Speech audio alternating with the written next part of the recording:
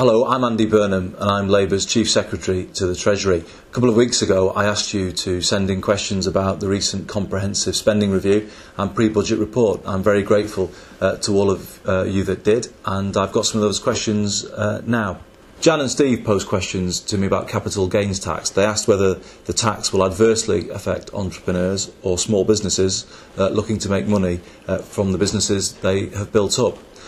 What I would say in response is that the changes that have been put forward are about simplifying the tax system.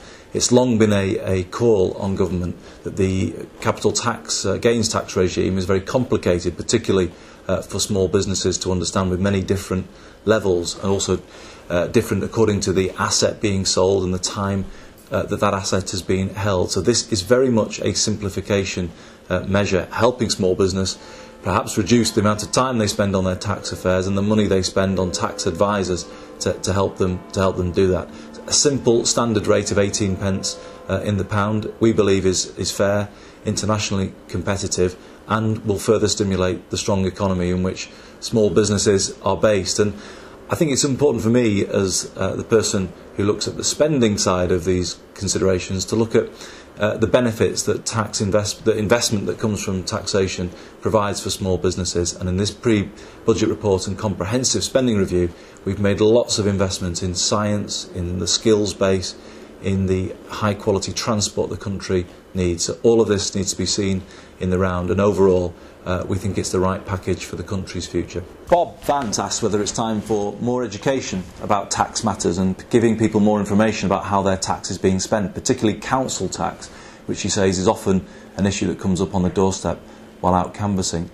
I mean, I would agree with Bob. I think there is a need to ensure there are good levels of understanding about taxation and how money raised is spent. I would personally resist moves towards hypothecation, that is where taxes are raised for very specific purposes, because what we need as a government is obviously the ability to move spending to where the priorities are greatest, and as we know, priorities can change from one year to the next. But he is right to say that we do need a better understanding, and we need to work as a Treasury to ensure that people have confidence that their tax is going to the right places. And perhaps an issue that I'm personally concerned about is more information on value for money, about how taxes are spent. To be honest, the vast majority of taxation is spent very well, in my view. It gets good returns, good results for the public. But there are always areas where the public should rightly be pointing the finger and putting the spotlight on public authorities to ensure we're getting better returns for every single pound of taxpayers' money we're investing. That's an area where I want to do more, and I hope that would be useful to Bob and others in answering people's concerns about taxation. On local taxes, on the council tax in particular, I think it's very important that we encourage councils to be accountable to local people for the services they're providing. Robin asked a question about whether it's true, according to his view, that there is a lack of investment in poorer rural communities. He wants to know what the government has done in this area. Well, the response, Robin, is to say that the comprehensive spending review has got to be seen in context. The context is 10 years of significantly enhanced investment in the public realm in this country, and this comprehensive spending review sustains and builds on that. And in the key areas we're seeing growth in spending in the key delivery departments. Now, of course, rural communities benefit from that enhanced spending as other parts of the country, but the government is doing particular things to benefit rural communities. We have a rural development plan, just under £10 billion worth of investment to tackle particular challenges within rural communities. I would point to the funding we've made available in this comprehensive spending review for flood defences, which will be of particular benefit in parts of the country. Of course, the extra resources for education and health do benefit rural communities, and as a former health minister I know that the Department of Health gives particular weight to an area's rurality when allocating funds. So all of these issues do come together for a good package, and I just think more than anything our rural communities depend upon sustaining that high level of public investment so that our national infrastructure, our public realm is well looked after, and particularly more isolated areas, there are high quality public services that that people know are there and that they can depend upon. On inheritance tax, the change that Alistair Darling announced in the pre-budget report builds on the system already in place in the inheritance tax system, where married couples or civil partnerships can transfer assets to each other. And this obviously now allows them to transfer their personal allowances to each other. I think it is right that couples who have, from a lifetime of commitment, built up an asset together are able to get the rewards from that. Paul asks whether investment in public services can continue at the current rate, and if and when we will achieve public services that do not require constant investment and redevelopment. I'm sure the Treasury, Paul, would want services that don't require constant investment, but the truth of it is that the pressures on us as a society are changing every year. We live in a country with an ageing population, and of course that is a good thing because people are living longer, healthier lives, but that does place pressure particularly on our health service, on our social care system. So we do have to ensure that public services keep pace with those changes in society, and that's why in this comprehensive spending review we are giving real growth to our frontline public services, to the National Health Service, to education, to social care, to local government. All of those key services will see growth in their resources.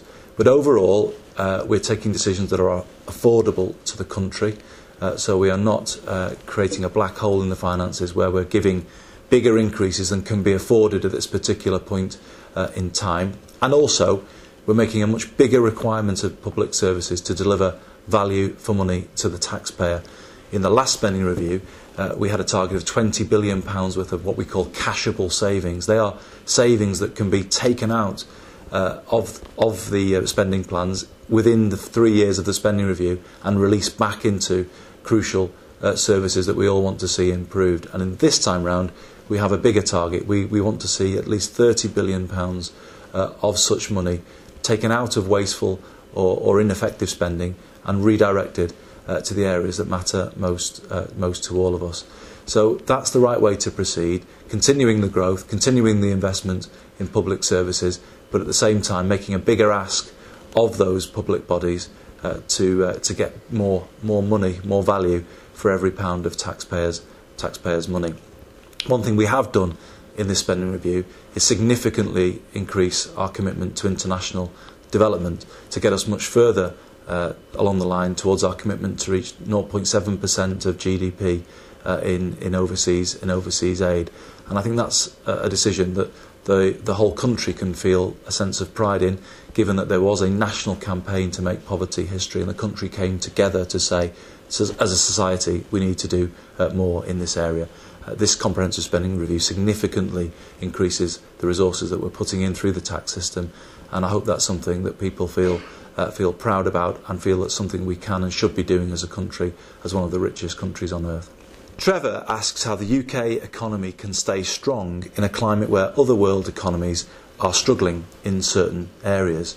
What I would say, Trevor, is it's been something of a hallmark of the British economy in recent years that we have been well placed to withstand the inevitable turbulence that occurs from time to time in global financial markets, and obviously that includes some of the recent turbulence we've seen that began in the subprime market in the United States. And what that shows, of course, is that the world is incredibly interconnected, so that problems in one particular financial market can quickly spread elsewhere. But that's why it is so important that the fundamentals of our economy are strong. And we can point to examples in recent times, particularly when there were difficulties in Asia in recent years and the dot-com bubble, where the British economy rode those waves, carried on growing, and of course now we have reached a position where we have seen 60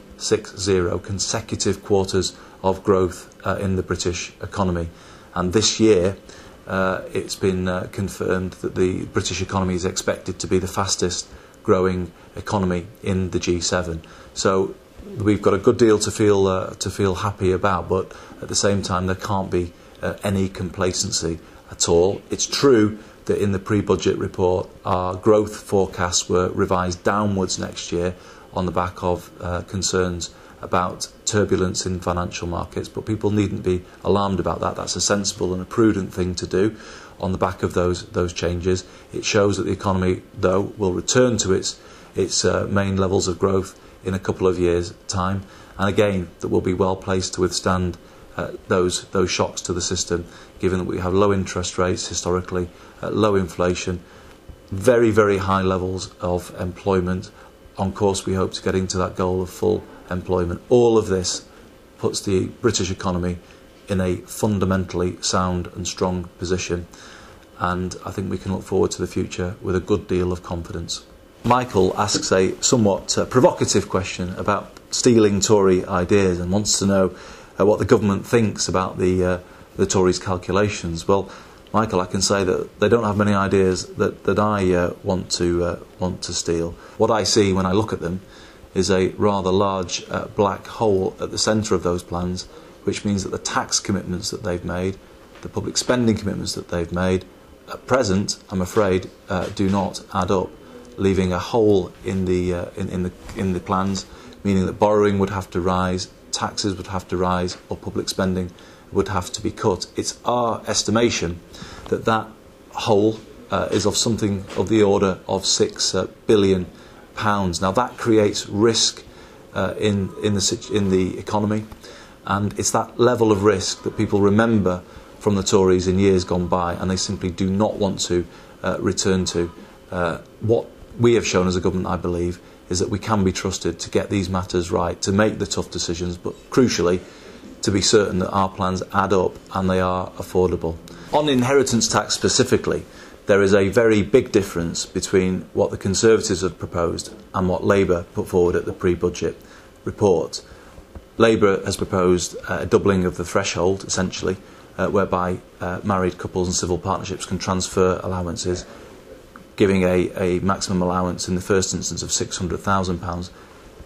George Osborne and the Conservatives proposed a threshold of £1 million.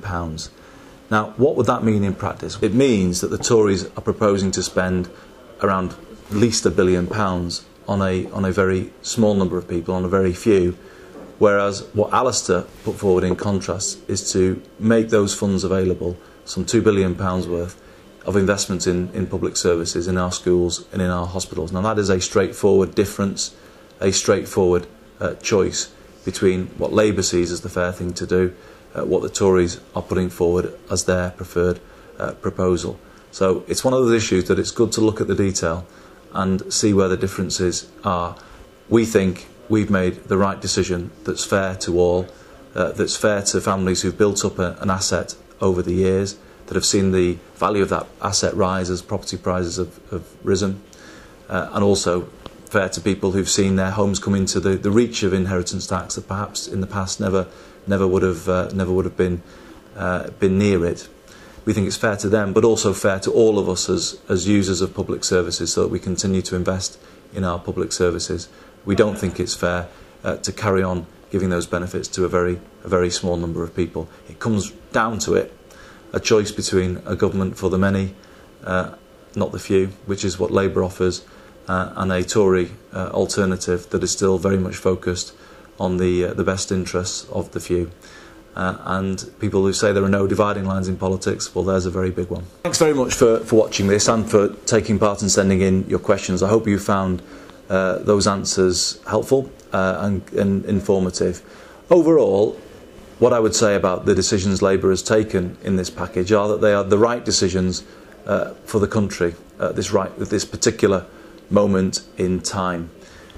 Everything that we do as a government is based upon the strength of the economy, and we'll do nothing to jeopardise that. Indeed, everything we do is designed to further strengthen the British economy. But it's because of that strong economy that we've brought in the funds that have been able to pay for the more progressive things that Labour wants to see, for the social justice that we all feel passionate about, to get a fairer spread of health, wealth and life chances right round the country. And that's what Labour stands for and Labour believes in.